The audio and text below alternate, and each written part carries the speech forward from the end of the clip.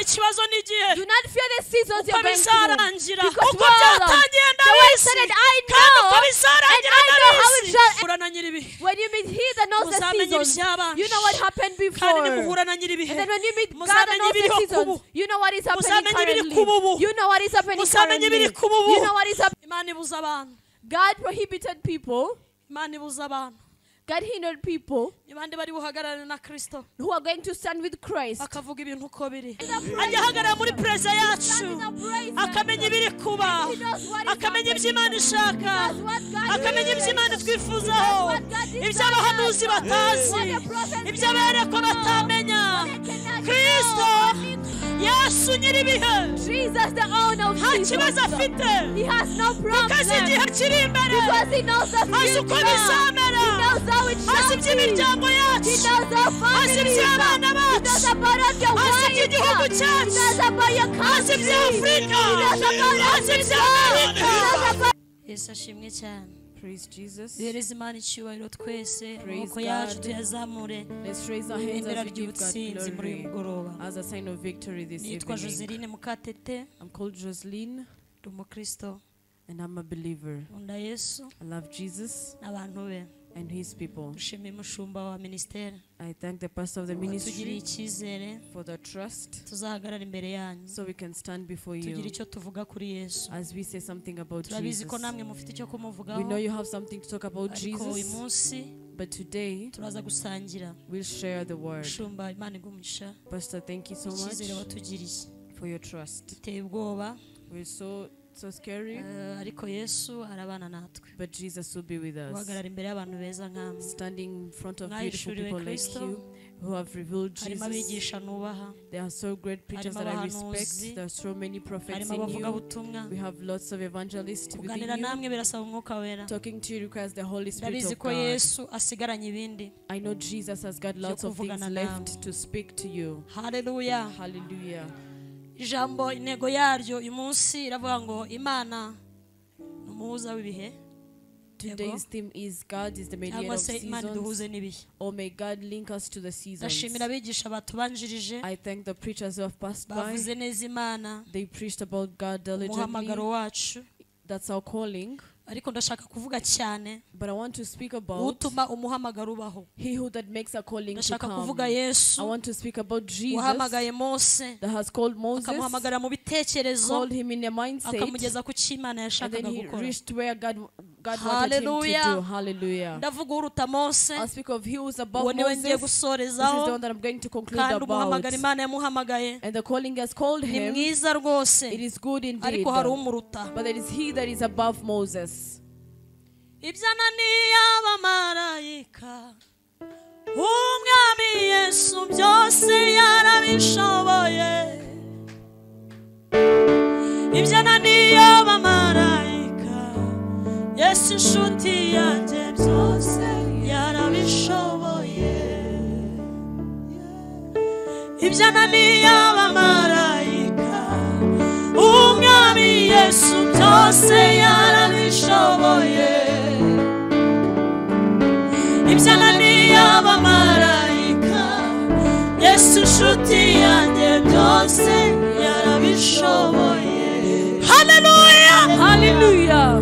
Abigisha bambere bagiye bagira ikibazo ko mutuje. The preachers kept on asking why you're so quiet. Mutuje muri kumva. But I know you're listening. Nta kibazo mfitanye namwe. I'm okay with that. Ani kibazo Imana ifitanye namwe. And God is okay with you as well. Kinyenzi nuko muri mu muhamagaro. The session thing it's you in the calling. Imana ishaka ko muba. You're where God wants you to be. Imana icyubahiro. Hallelujah. Glory, hallelujah. Soma ijambo ry'Imana. Read the word of God. Tumwe bwiza uko bwanditswe na Yohana. In the book of John 19 murongo wa 30.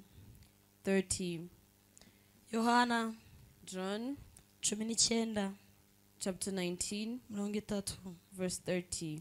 Haravuze ngo Yesu amaze gusoma vino aravuga ati birarangiye. Acurika umutwe umutima urasha. Yesu amaze gusoma iyo vino aravuga ati birarangiye. Acurika umutwe umutima urasha. Amen. Amen. When he had received the drink, Jesus said, "It is finished." With that, he bowed his head and gave up his spirit. Amen. We go in the book of Hebrews. The book of Hebrews. 7.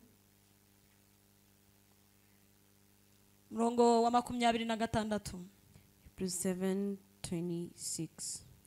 byari bikwiye ko tugira umutambyi mukuru umeze atyo, wera, utagira uburiganya, utandura, watandukanijwe n'abanyabyaha, kandi washyizwe hejuru y'amajuru, utagomba iminsi yose nk'aba batambyi bakuru, kandi kubanza kwitambira ibitambo by'ibyaha bye ubwe, hanyuma ngabone uko abitambirira abandi, kuko ibyo yabikoze rimwe gusa ngo be bihagije iteka ubwo yitambaga.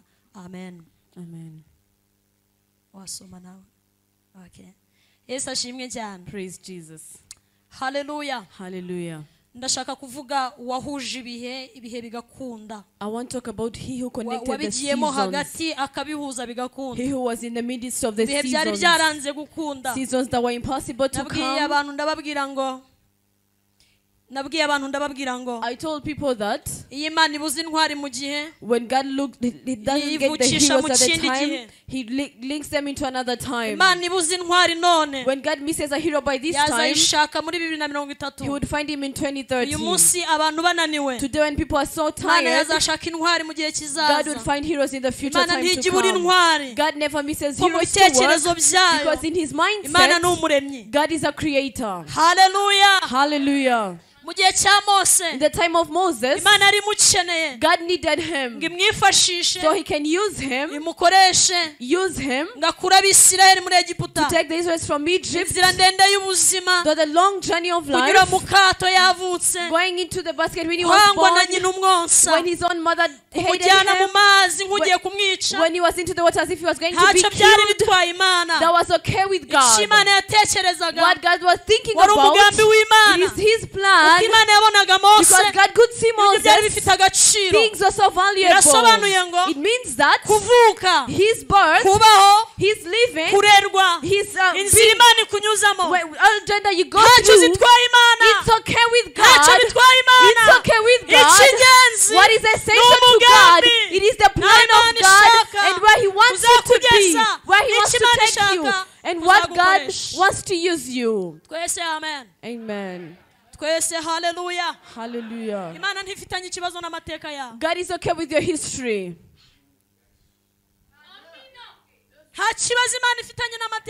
God is very fine with what you've been going through. Your barrenness is okay to God.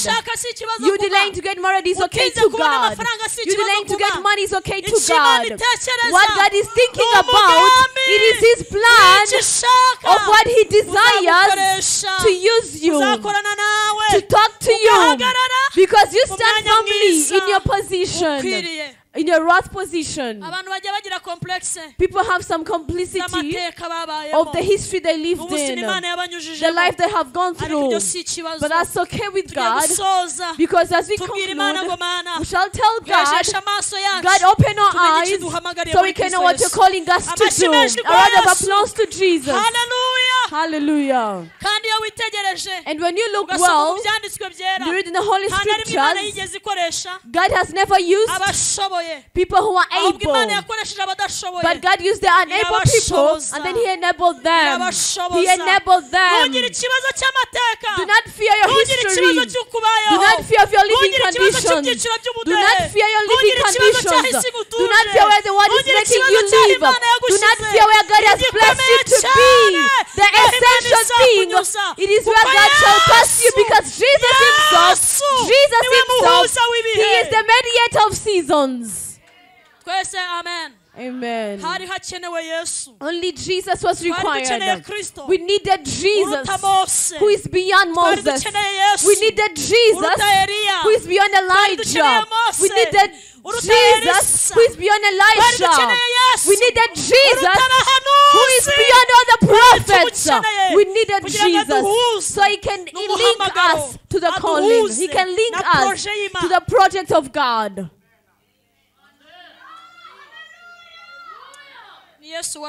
It's only Jesus that was needed. The word we have read, the Bible says, after having the drink, he had to, the Spirit gave up to him. He had to die. But he was alive. In the spiritual life, he was alive.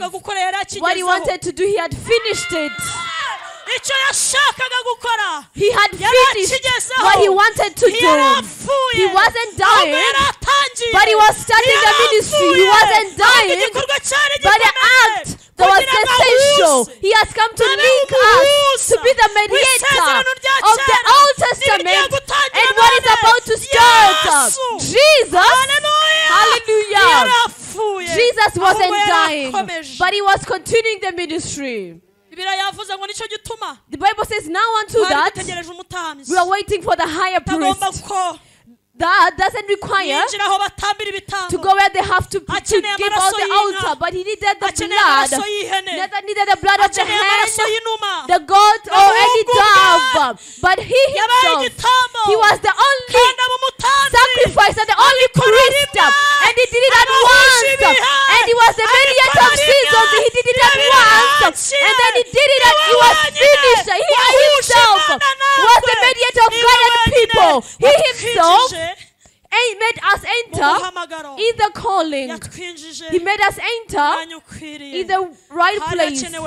Only Jesus was needed, the mediator of seasons. When he was talking to John at Patmos, he told him a great word. He said, John, do not fear the seasons. Do not be scared of the calling, because I am the owner of the calling. He told him, John, ndabizi kuri kuzira umuhamagaro, ndabizi kuri mu mwanya ubangamiye umuntu, ubangamiye ubuzima bwawe, ariko ikibazo cy'umuhamagaro ntago ari wowe, ahubwo ninjye nshaka kuvugana nawe. Iramubwira ngo Yohana, ndi Arufa,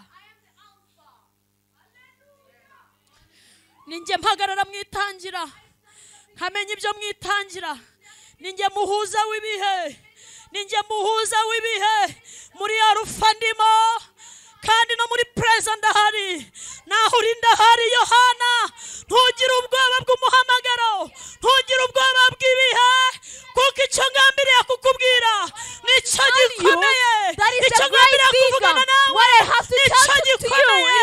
Ndi Arufa, ndi Arufa, I am the Alpha, I am the beginning. Do not be scared. I am alive. I am alive.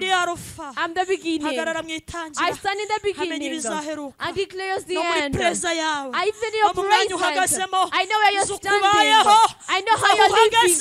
I know where you are. John, do not be scared. He told him, and do not fear the seasons you're going through, because the end, I stand in the end. I am the Alpha, I am the Omega, I am the beginning, I am the end as well. The word said it, I know, and I know how it shall end. Do not fear the calling, because I lead the seasons, I lead the seasons. And I see that I know how I'll make this happen. I know what I'll have to do with this. He gave him all the rules and regulations. He gave him the great words. When you're in the season of Jesus working, we know what has happened before. This is where John, he had a revelation, and he could see in heaven God having a book. He was in the time John, he could see what happened long ago. He could see to God's project, into God's mindset.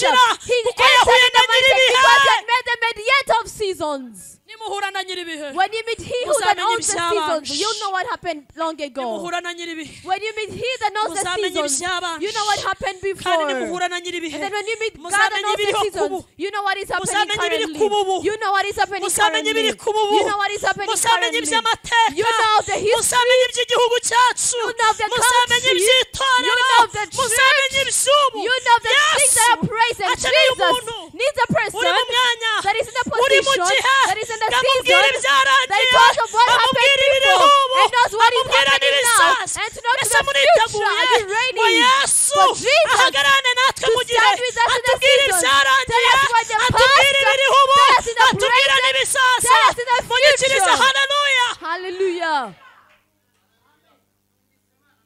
Imana niyo nyiribi. God himself owns the seasons. The problem is not children. The problem is not a husband. The problem is not a wife. The problem is not about money. It's not about good clothes. It's not about a good house. It's not about that. The problem is not about being jobless, not about having a job. But God is asking you, are you in the right position for me to tell you the past, tell you the present, and then tell you the future? Because in Christ Jesus, God is able. God is ready. God is there for your sake. God is there for your sake, Father. God is there for your sake, young ladies. God is there for your sake, young men. So he can talk to you the season. God prohibited people. God hindered people who are going to stand with Christ and speak of how things are and say, you told of the serpent who told you to fear the world. God needs people that stands with Jesus and they say how he could be speaking when he's here. Hallelujah. God is missing people that stand with Jesus in the seasons and they do as he could be doing himself, regardless of their financial situation, regardless of their ability, regardless of their regardless of their tribe, regardless of their education, regardless of how they look, regardless of their families, regardless of their education status. God can use the poverty. God can use the jobless. God can use this. The children. God can use this. It can be a reason for you to stand in the time. It can be a reason for you to walk with Jesus in this time. That God is missing people. God is lacking people. God or Christ, he's the mediator. He's the mediator of seasons. Then are you ready to stand with Christ in the season? When he's linking your past seasons, then what was bad to make it good, then you can stand in the right position as you proclaim the kingdom of Christ. Are you ready for that? Or you want him to give you wives? Or you want him to give you husbands? Or you want him to give you money?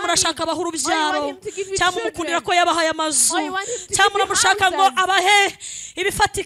Or you want him to give you the tangible things? Do you require him to give you the glory? Are you needing Jesus for a name to be famous? Why do you need him? But this is his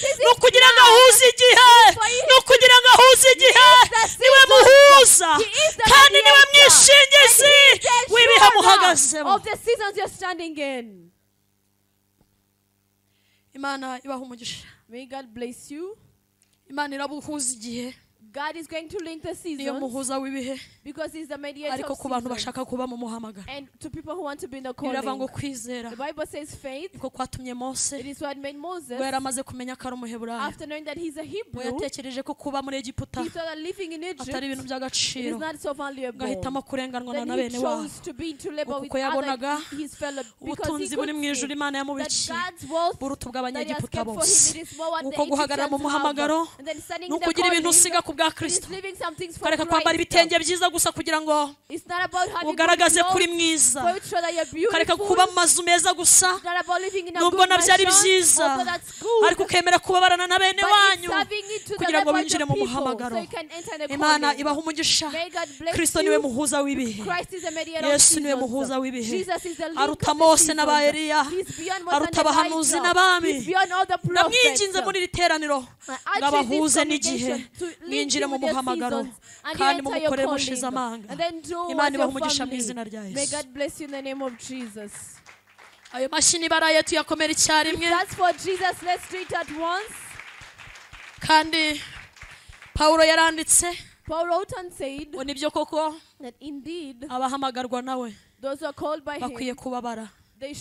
bakwiye kurengana, they should bear, bakwiye gusogongera, they should be touched, they should bakanywa ku feel, mubabaro, they should feel the nta mugaragaro sorrow, utashebuja. because there's no someone who Yitegura is ingaruka mightier than the z'umuhamagaro, master. Get ready for the consequences of the yitegura ingaruka zo calling. guhuzwa Get n'igihe, ready for the effects of linking to your seasons. You'll be beaten, muzangwa, you'll be hated, muzasekwa. you'll be laughed at. Umuhamagaro si ugukomerwa A amashyi, calling is not about umuhamagaro si applauding you. ukurya A ifiriti na calling is mayoneze, not about eating all the si good ibyo food. gusa, It's not about harimo that. n'inkoni, It includes harimo beating, n'ibitutsi, includes people harimo no scolding kwangwa, you, includes people harimo no hating you, kurenganywa, includes people harimo no gupfa, torturing you, includes kuko mu dying. muhamagaro Because in a calling, nyirawo his aho yateye owner ikirenge always niho namwe steps muzatera forward. ikirenge, That's when we should ariko step ari mu gihe forward. Because kugira ngo it's a abahereze season imbaraga, that he has come to give muhagarare you nk'uko power yahagaze, and stand as he kandi stood. muneshe nk'uko yanesheje, And then overcome as he azabibashoboza, overcame. He shall ubwo enable you, atatsinzwe because it's namwe never ntimuzatsindwa, into defeat. None ubwo of us yapfuye is into a akazuka defeat. He namwe muzabanaho nawe. resurrected and we Imana shall ibahe be with umugisha mu izina him. rya Yesu. May God bless Reka in the name of duhaguruke Jesus. dusenge. Let's stand on our feet and pray.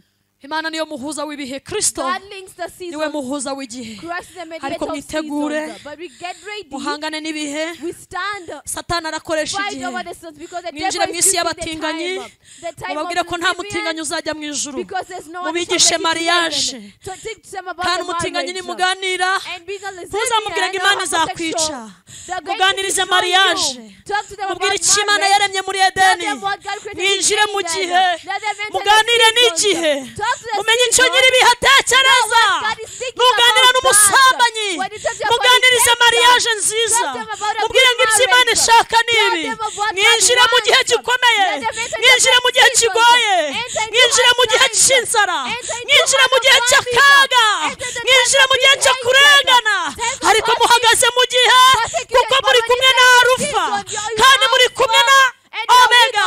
Kristo ari kumwe namwe. Christ is with you. Kristo ari kumwe natwe. Christ is with us. Nababwiye ngo ikibazo si amateka, I told you it's not about your history. uko wavutse si ikibazo, It's not about how you are born. uko uryama si It's ikibazo, not how you sleep. uko uteye si It's ikibazo, not about how you kuba are. utazi kuvuga nka Joseline si If ikibazo, you can't speak to someone, it's kuba not a utamenya problem. kubwiriza nkanjye si If you ikibazo, can preach, that's ariko bya okay. bindi ufite But what you have, Imana yabyifashisha God can use it. ikagushyira mu gihe, Then you go into kuko your Kristo seasons. Because ari we Christ, muhuza w'ibihe. He's the mediator of seasons. Imana ibahe umugisha. May God bless you.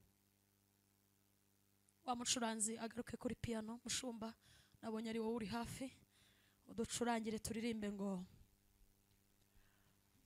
twese haleluya. Hallelujah.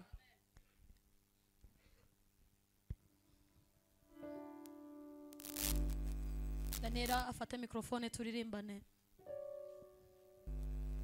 turivuga ngo bamwe muri abo banyamahirwe babaciye ibihanga. Let's say some of those people were tortured. Kandi sinzi impamvu ibintu by'agakiza byajemo igisirimu cyinshi, And I don't know why the salvation thing has a lot of ntabwo nzi impamvu birimo civilization. igisirimu I cyinshi don't know why it has a gikabije, lot of civilization in the ariko uko Yesu ari salvation niko thing. natwe tugomba kuba. But how Jesus was, we should be the same thing as Hallelujah. He is. Hallelujah.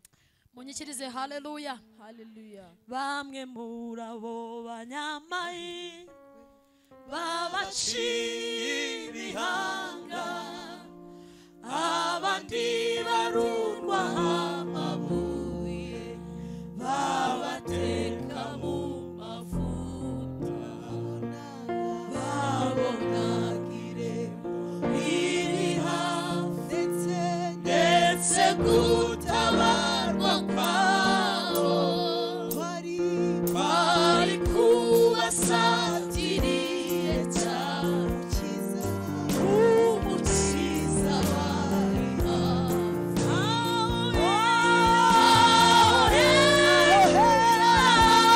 ahorera, nifuza kuzagerayo,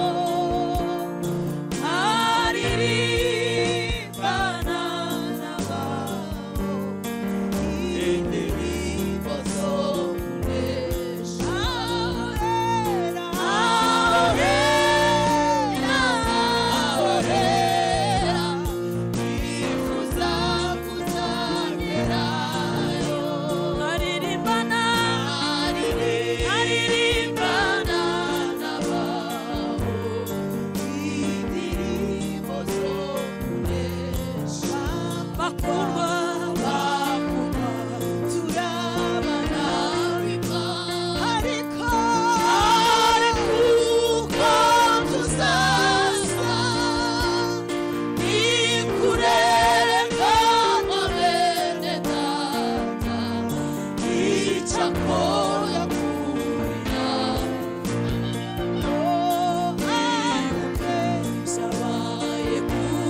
kera natwe bitugezeho n'ukuri yatangiye ni nayo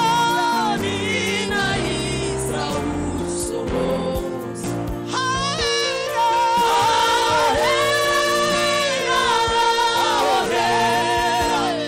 nifuza kuzagerayo aririmbana n'abaho indirimbo zo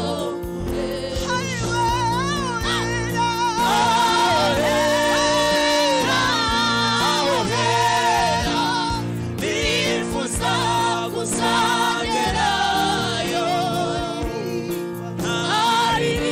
aririmbana n'abaho indirimbo zo kunesha.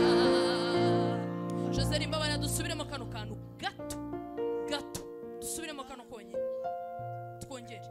Bakundwa turabona ariko ubwo tuzaza ikurerekanwa bene data icyakora kuri hafi ibuke ibyabaye kuba kera natwe bitugezeho umuri yatangiye umurimo ni nayo izawusohoza.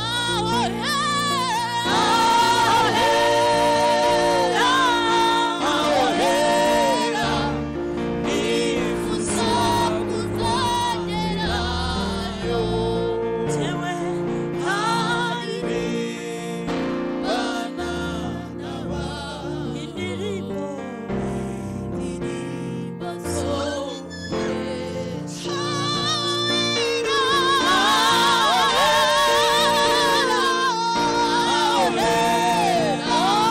nifuza kuzagerayo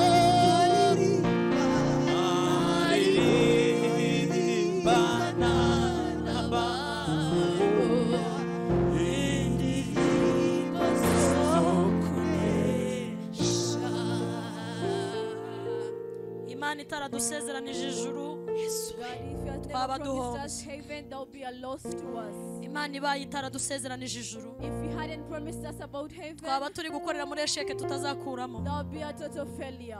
Imana ibaye itaradusezeranije ijuru God didn't promise us heaven, twaba turi mu gihombo gikomeye. there will be a total failure. Ariko Imana ishimwe But praise Jesus, ko hariho ijuru turi kujyamo, for there is heaven we are heading kandi to. umuhamagaro wacu And our calling, uzagirira agaciro inaha, it shall be valuable here. uzagirira agaciro It inaha. won't be valuable only Ahubwo here. Yesu yavuze ijambo But rikomeye. Jesus said a great word. Yaravuze ngo hari igihe umuhamagaro He wanyu said sometimes your calling uzahabwa agaciro. shall be valuable. Ubwo nzabwira data When I'll tell my Father, nkamubwira ngo ngaba tell Him that here they abo wari are. warampaye These are the ones you gave baraje me. ubakire Here data. they are, God, Ubwo receive nibwo them. umuhamagaro wacu That's when our calling, uzagira agaciro. that's when it will be Ni much igihe valuable. Yesu When Jesus azavugana na data will be speaking to His akamubwira ngo Father ngaba and bakire, say, look, receive banesheje them. isi, They have made it babaye mu great isi in their y'ubusambanyi hearts, ntibasambana, but they never fornicated babaye in mu their isi y'abanywa hearts. inzoga ntibanywa They inzoga, lived in the drunkenness, but babaye never mu isi drunk. y'abangana ntibangana, They lived in the head, but babaye never mu isi y'inzangano hated. ntibabikora, They never hated babaye mu isi people. y'ubukene barihangana.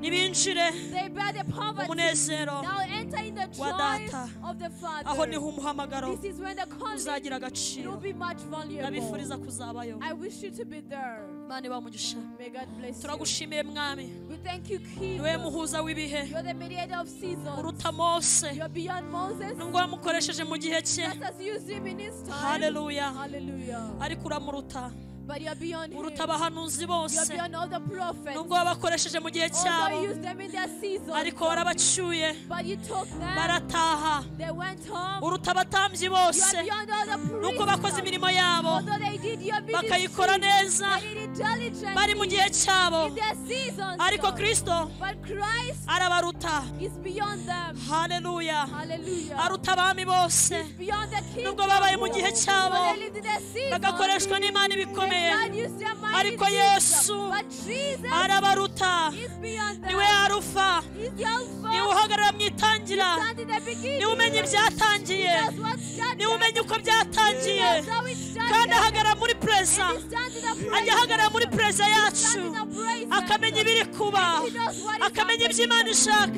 knows what God akamenya ibyo desires. Imana twifuzaho He knows what God desires. ibyo abahanuzi batazi What the prophets ibyo aberekwa cannot know. batamenya What they cannot Kristo know. Only Christ. ahagarara muri preza ahagarara mu gihe cyacu akadukoresha ibikomeye akadukoresha ibikomeye kuko Imana ikorana n'abariho ikorana n'abahari Imana ikorana n'abahari Imana ikorana n'abayizera Imana ikorana n'abahari haleluya kandi ni Yesu And Jesus uhagarara muri Alpha stands in the Alpha. agahagarara muri Omega Stands in akamenya Omega. ibizaheruka akamenya iby'igihe kiri imbere niwe ufite viziyo yacu niwe ufite ejo hazaza azi uko azatugenza azi uko azatugira azi uko tuzamera ntidufitanye ikibazo n'igihe nta kibazo dufitanye n'igihe Yesu nyir'ibihe ari kumwe natwe Yesu nyir'ibihe ahagararanye natwe haleluya shalagotaya binimerestozama Yesu ela salangolo semenefai Yesu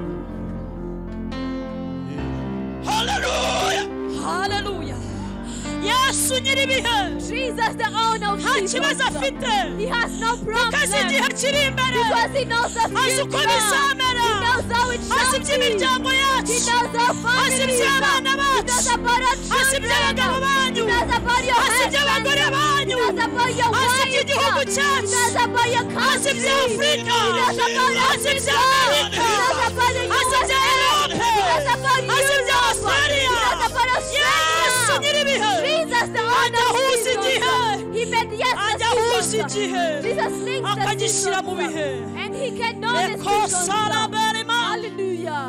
Thank you, Jesus. ntahinduka He never changes. kandi ntashira And he never ends. Yesu ntashira Jesus never ends. ko yari ari kera The way he was n'uyu munsi yesterday ni kare is the same way he is kandi today. niko azahoraho iteka And that's how ryose it shall be the ntugire ikibazo future. cy'umuhamagaro Do not fear the ntugire ikibazo calling. cy'ubuzima Do not fear life. Yesu nyir'ubuzima Jesus knows the ari life. kumwe natwe He's with us. kandi aradushyigikiye And he supports us. amaboko yacu arayakomeje He strengthens our kandi hands. amavi yacu And arayakomeje he strengthens our ibirenge knees. byanyu He arabikomeje strengthens our feet. kugira ngo So we bitazateguza will never be ni Imana nyir'ibihe weary. He's the owner of seasons. He's the owner of ni seasons. Imana nyir'ibihe Jesus owns the ni seasons. Imana nyir'ibihe Jesus owns the seasons.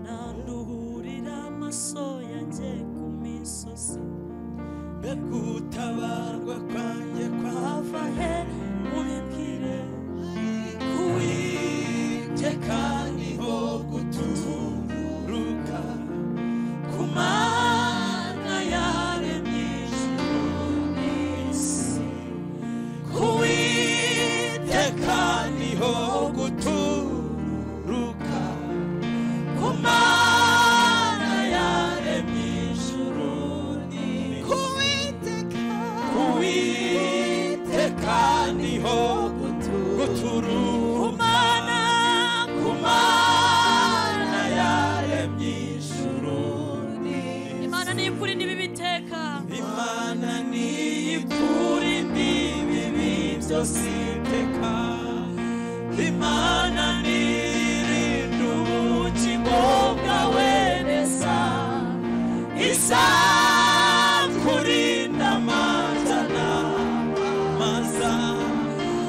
none no mu bihe bidashi izakurinda